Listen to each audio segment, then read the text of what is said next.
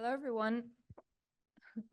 I'm Sadaf Osmani, a senior double major student in PSPA and minoring in transitional justice and human rights.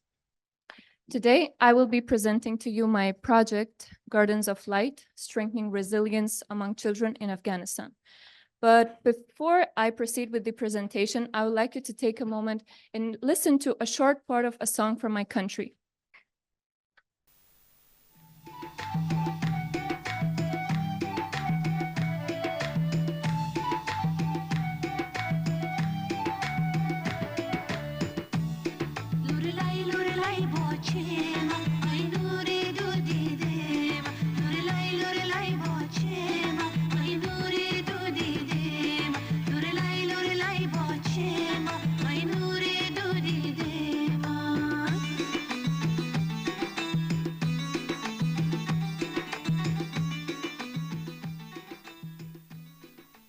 Kandahar night skies are filled with stars. I lie on a rooftop counting them as my mother sings for me, Lurlay, Lurlay Bochema, or Sleep, Sleep, My Baby.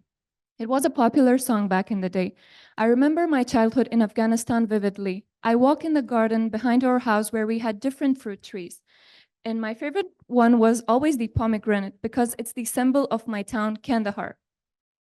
I eagerly wait for my father to pick one pomegranate from the tree and give it to me that could barely fit in my small hands. As I step outside, I'm greeted by the sight of children playing in the streets, their laughter echoing through the neighborhood. In this place, they are resilient, finding happiness in the simplest of things. They play, learn, and grow, creating a future filled with hope and joy. Yes, this is my childhood in my beloved land, Afghanistan.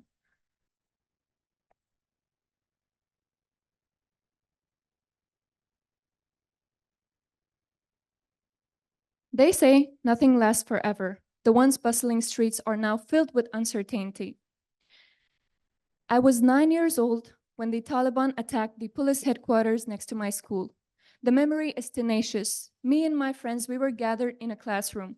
We heard gunshots and we couldn't go home. Surprisingly, I was not scared. As a 9-year-old kid, I felt brave for not being afraid of such a situation. But at that stage, I had reached a stage where I could cope with the unnatural situation I was in. Conflict disrupts children's sense of normalcy and can leave lasting emotional scars. Yes, indeed, children are the group most affected by violence and are highly prone to enduring trauma. Yet, according to Save the Children, over 400 million children live in areas where there is war and other violent conflicts. Particularly in Afghanistan, a study conducted in 2023 revealed that Afghan children living in those areas had high levels of mental health problems. They had an above threshold score over the total difficulty scales. It is a screening that measures emotions and behaviors among children. These findings imply that Afghan children are more susceptible to developing depression, anxiety, and post-traumatic stress disorder due to the interaction of multiple levels of trauma.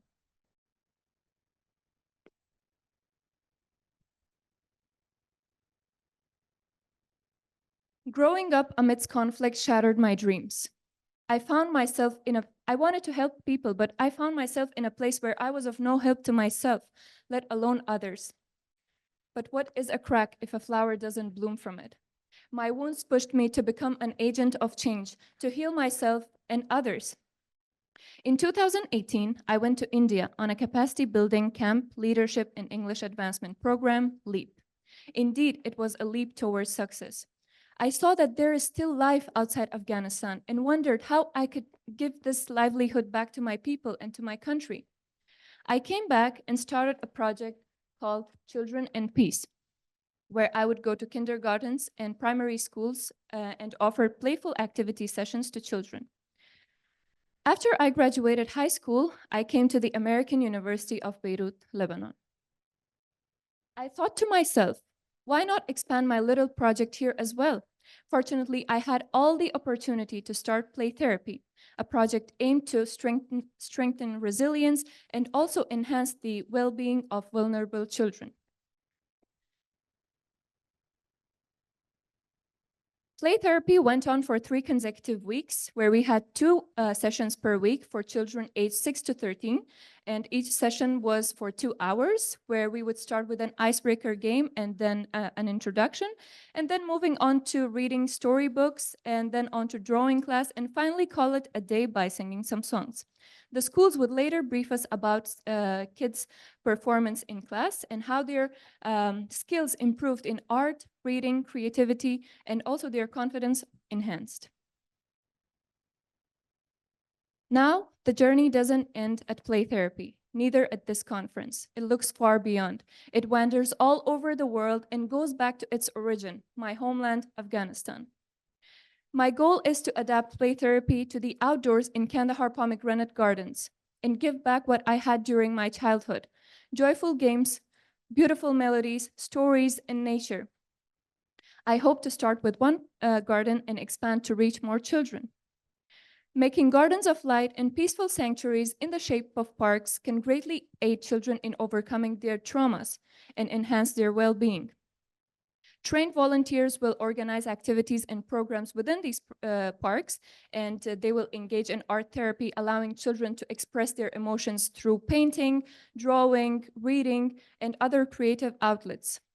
The goal of this project is to instill in young people the value of communal living and to enhance their social and emotional welfare within the unstable situation that they are forced to live in. Gardens of Light serve as beacons of hope, reminding children that they are not alone in their struggles and that there is a brighter future ahead. Thank you.